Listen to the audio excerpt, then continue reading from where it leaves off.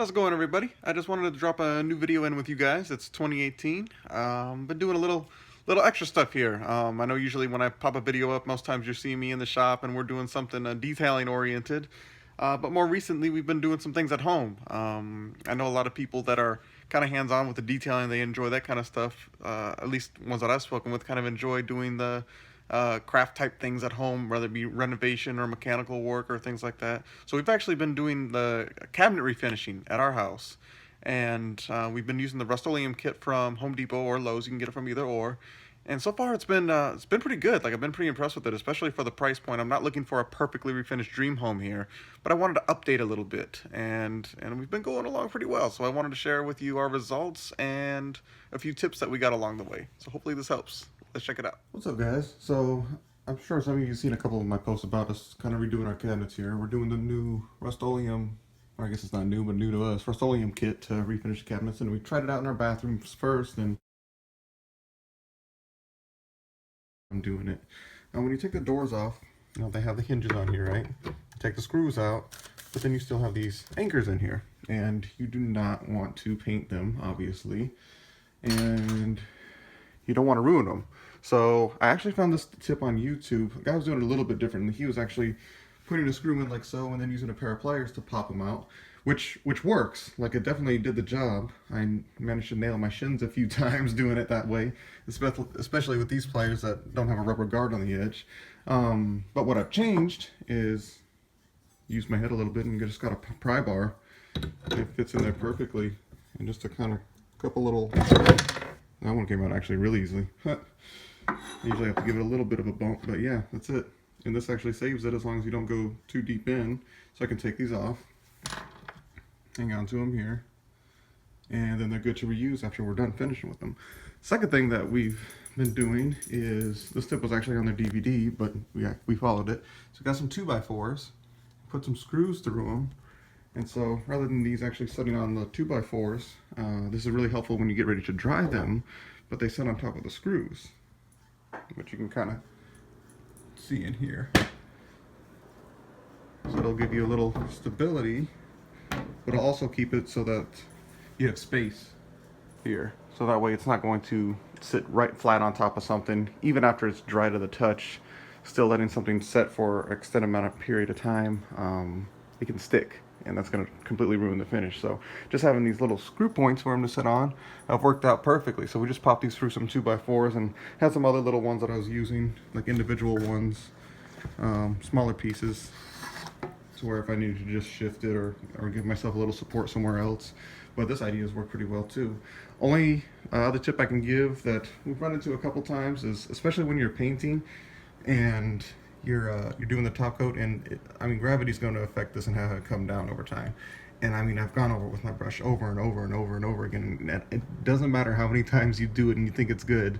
I can almost guarantee you there's still going to be some little run somewhere on one of the doors right up under here, right up under here. That seems to be the spots. And I mean, it's almost indetectable unless you know it's there, because it's on the backs of them. I think that's why they actually have you do the backs first, just so you can kind of get used to it. But as long as you're not getting the runs on the face of them, it's pretty hard to detect. Second thing is in these little curved areas here, again, especially in the tight little corners, or how you have a very, hopefully you can see a very small lip here. It's easy to miss this small lip along here when you're doing the painting, and then realize it later on that you have just a little bit of wood showing through, especially when you're going from a light color to a dark color like we're doing here. But if you're careful with it and you pay attention, our second set, we were pretty good about being able to catch all of those, but also your little corners in here. And then you also, the last thing would be when you're doing your protective coat, so the clear coat essentially on top of everything.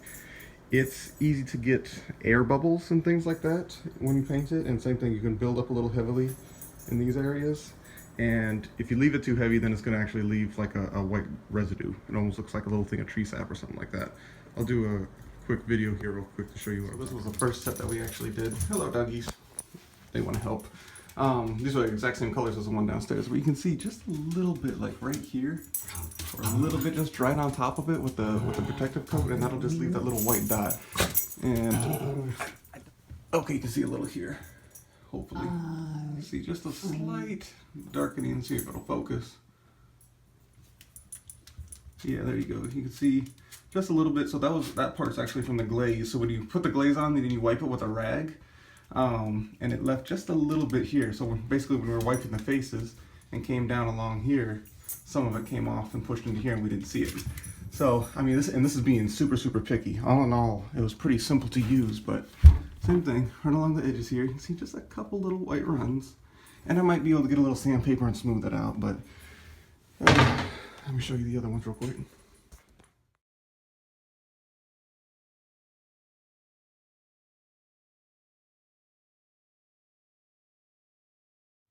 So this is the other upstairs bathroom.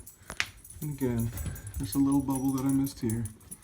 One other thing I would recommend when you're doing these parts on drawers that slide out, actually unscrew, there's just 4 screws inside here, unscrew it, and then you can just lay this flat and be able to do it rather than having to actually do it up on here. These are solid, can't move them, can't do anything about it other than tape it, but it still comes out pretty clean.